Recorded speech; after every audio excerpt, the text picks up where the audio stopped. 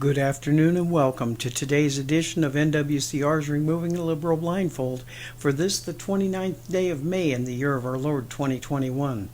Today's update comes from Town Hall, and I definitely know that though some will take notice, most will not, and all of the left will not.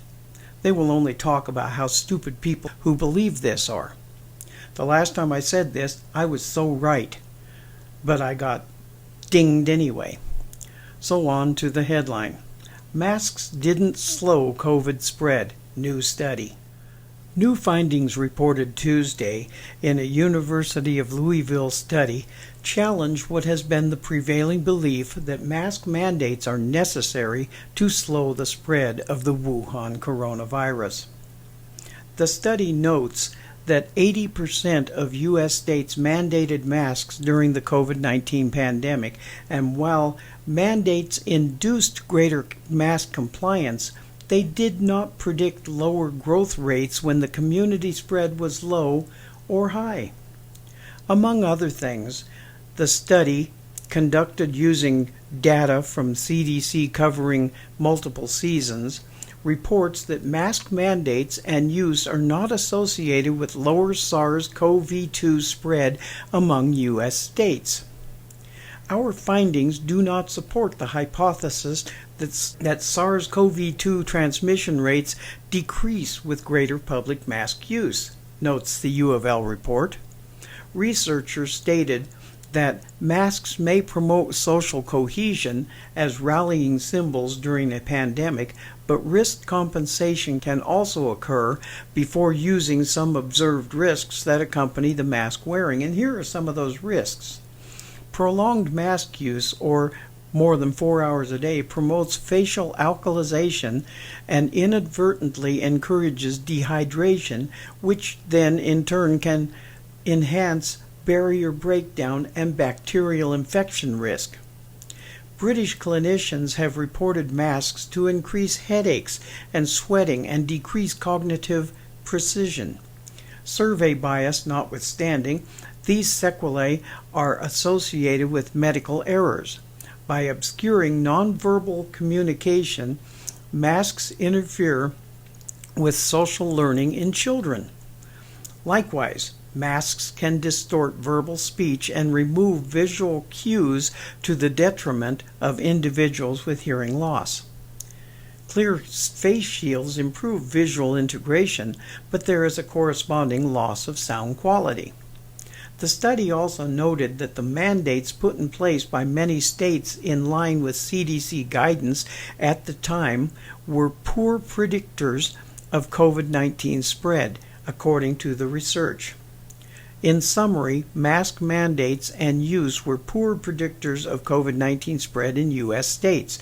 Case growth was independent of mandates at low and high rates of community spread, and mask use did not predict case growth during the summer or fall-winter waves. Strengths of our study include using two mask metrics to evaluate association with COVID-19 growth rates, measuring normalized case growth in mandate and non-mandate states at comparable times to quantify the likely effect of mandates, and deconvolving the effect of mask use by examining case growth in states with variable mask use. Current guidance from CDC, last updated April 19, 2021, states that masks are a simple barrier to help prevent your respiratory droplets from reaching others, and studies show that masks reduce the spray of droplets when worn over the nose and mouth. Recently, the CDC updated its guidance to allow for fully vaccinated individuals to ditch their masks, a revision that has led to several states and companies updating their mask mandates to allow the same. And now to remove the liberal blindfold. We have been lied to since this whole COVID thing first started, and if anyone was using their brains for anything but liberal fodder, you would know this. Doctors who have everything to lose have come out against Fauci, who changes his story on what we have to do almost daily, and have told the real story of the dangers of face masks. Then yesterday, the article I just read you came out. A new study from the University of Kentucky. Yet all who I see in Walmart these days is wearing a mask, even though you don't have to wear them anymore. And the sad part of this is, even when the adults don't wear masks, their children do. Huh? I always want to yell out at these people, child abuse, because it is. But since many wouldn't take that very well, because they have been indoctrinated by the tyrant in the roundhouse in Santa Fe, the lamestream lying media, the best I can do is say to the ones without masks, nice to see your face. And yet our tyrannical governor is now forcing masks on toddlers and jabs for teens who attend campaign events. Oh, brother. From Hebrews 6, verse 18, so that by two unchangeable things in which it is impossible for God to lie, and we who have fled for refuge might have strong encouragement to hold fast to the hope set before us. Now for clarification of what I have been saying. For God, it is impossible to lie. But for man these days, it seems almost impossible to tell the truth. There is hope in truth, but none in lies. Ever since the beginning of this COVID crap, we have been lied to. But the ones that are lied to the worst are the children. Science proves that the children are more immune naturally to this disease than any of us, yet we are making the children wear masks. There is a lot of science that shows the damage and what it does to them, which is why I say when I see parents walking around with their children masked up, the children know no better and will follow their parents' instructions on this because they don't know any better.